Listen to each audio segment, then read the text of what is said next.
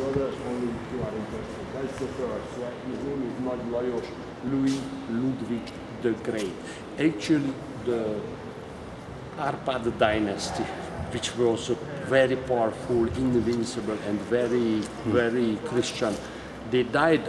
They ruled the country from coming here 895 till they died out in 1301. They died out. So the next dynasty was Hungarian, not on the male side, but on the female side.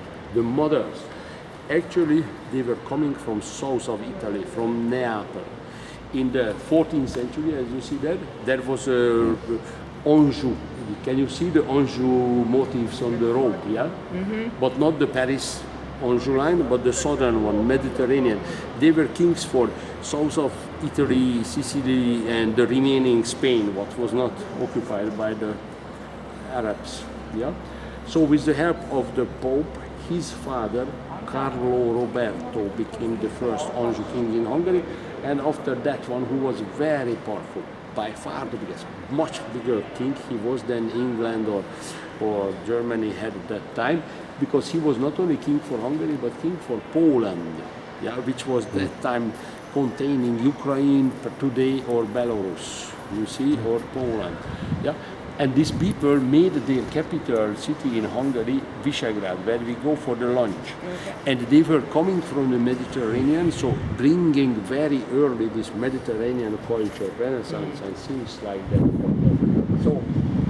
So much we should know about them. And the second figure you haven't heard about, maybe Johannes Hunyadi, yeah? When you go to Istanbul, you can see him many times in the exhibitions. The man whom the Turks never defeated.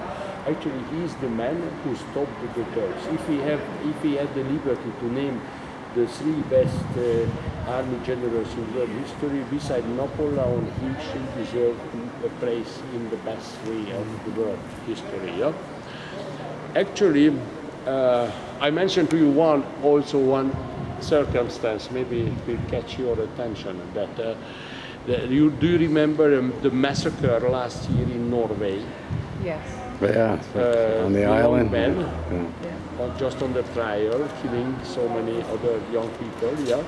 Now the diary of this young man, very controversial, nobody believes that he was able to do anything like that alone. Yeah, very secret things happen nowadays.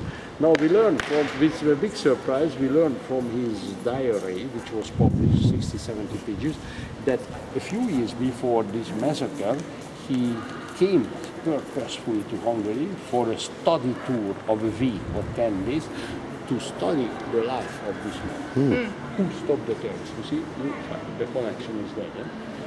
Now, this man lived in the 15th century, and maybe you should, if you visit Istanbul, you should know that Istanbul was the capital city of the Byzantine, the East Roman Empire, with the name of Constantinople. And this was resisting the Turks. So the Turks sieged it for a long time, and finally the Turks took the city and finished with the state also, and the city also in 1453. And it became Istanbul, yeah? But before Constantinople.